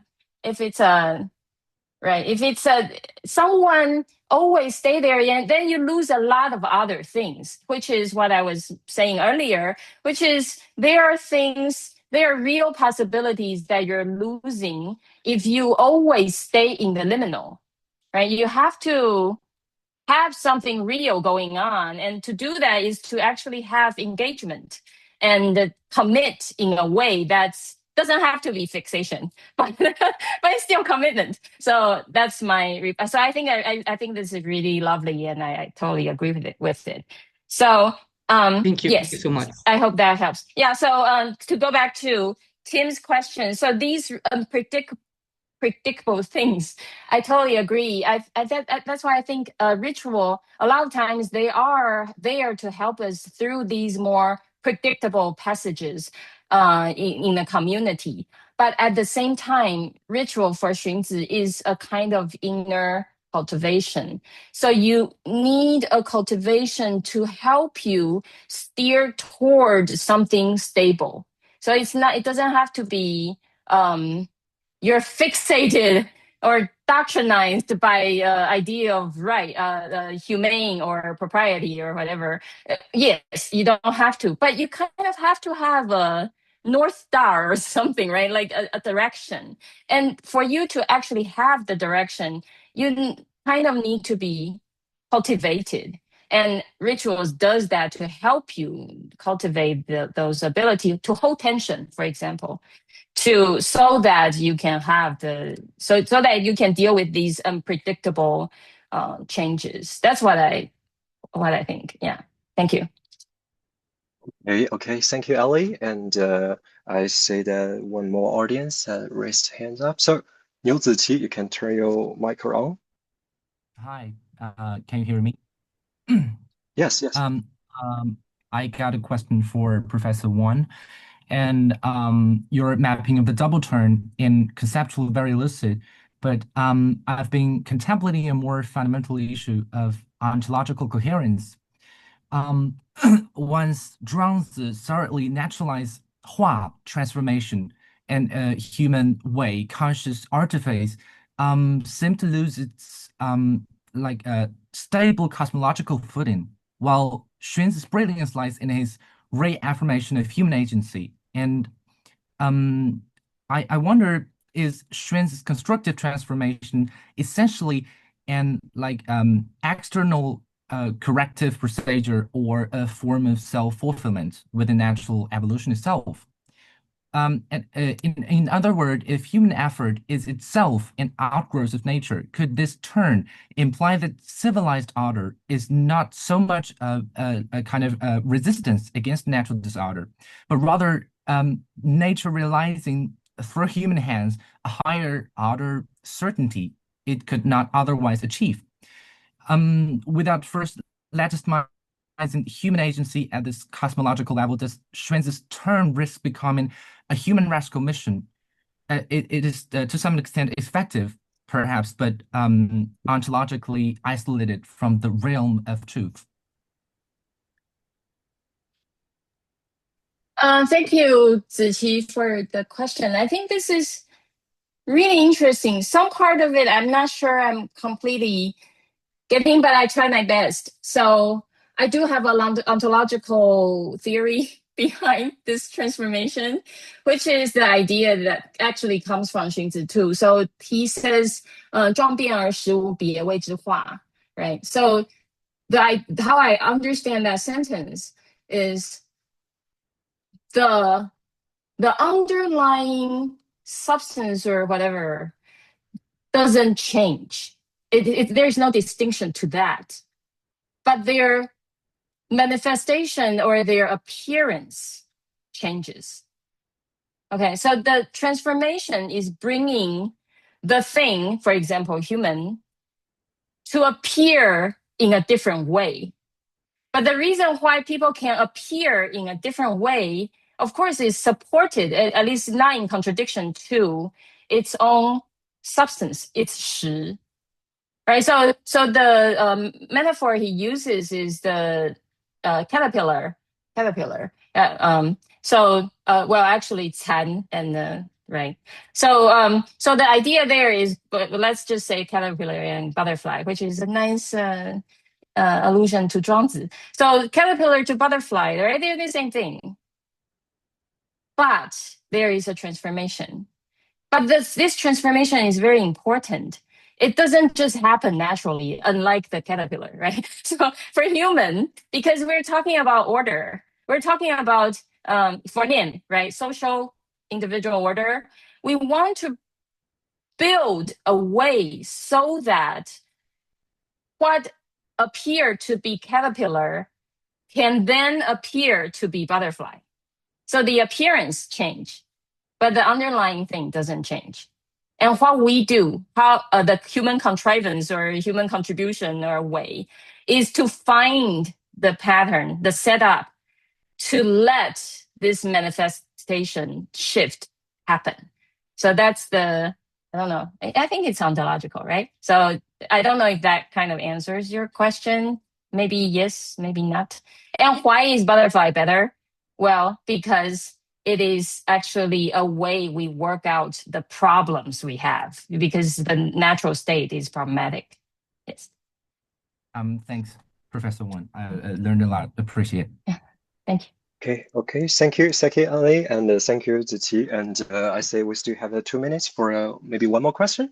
And Adam Clark said that Dr. Wang briefly mentioned possibly interesting analogous aspects to content and development within the Buddhist traditions.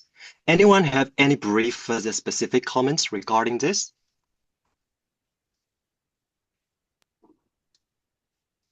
Yeah, did anyone want to? Yeah, Tim?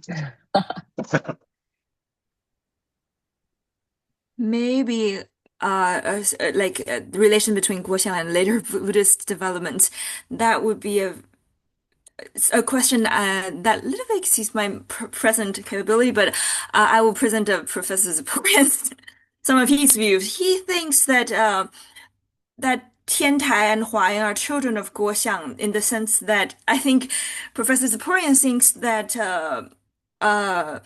there's this logic of how this and that does not negate each other, but co-defines and incorporate each other in the Zhuangzi, and which was developed by Guoxiang into, like, applied to various other aspects, and then again lead to like Seng Zhao's views. But sorry, maybe the audience wants to hear more about like the problem of change.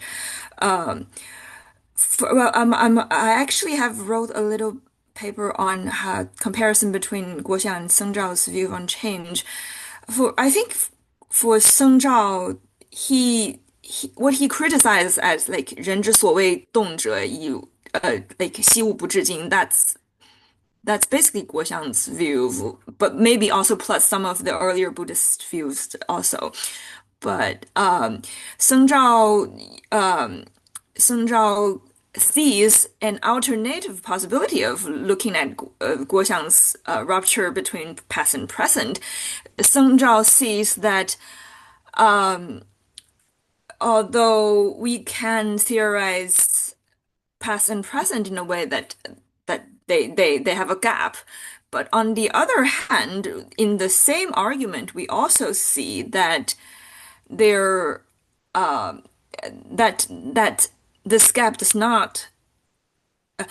On the one hand, this gap means that anything new is not a simple continuation of the past, and therefore there's change. But on the other hand, this gap also means that it is impossible to perceive change without, in another sense, admitting that something's never change, and that seeing both unchanging and changing co-defines each other, defines each other and incorporates each other, is like a reveal of a more Buddhist position.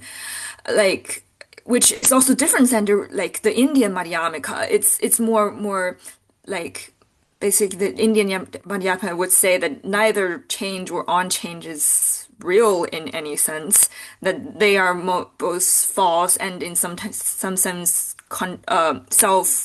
self-contradicting, but Zheng Zhao would say that they're both right. And by saying that they're both right, he uses kind of a Zhuangzi move that saying 彼是 are both right reveals that none of 彼是 is fundamentally and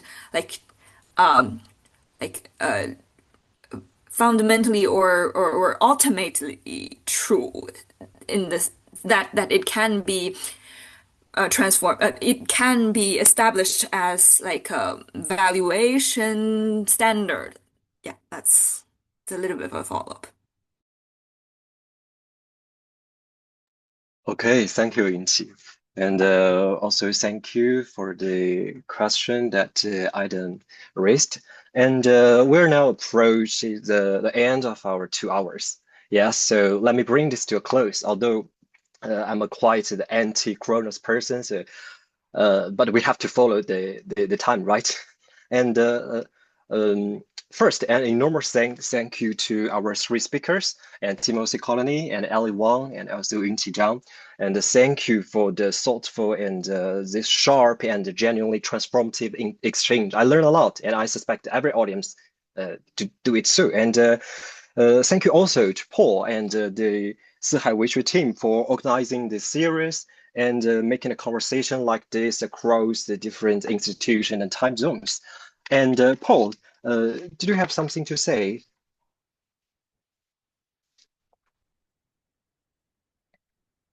It's over to you, Paul. Yeah, Xuantong, no, I think you did a great job finishing it off for us. So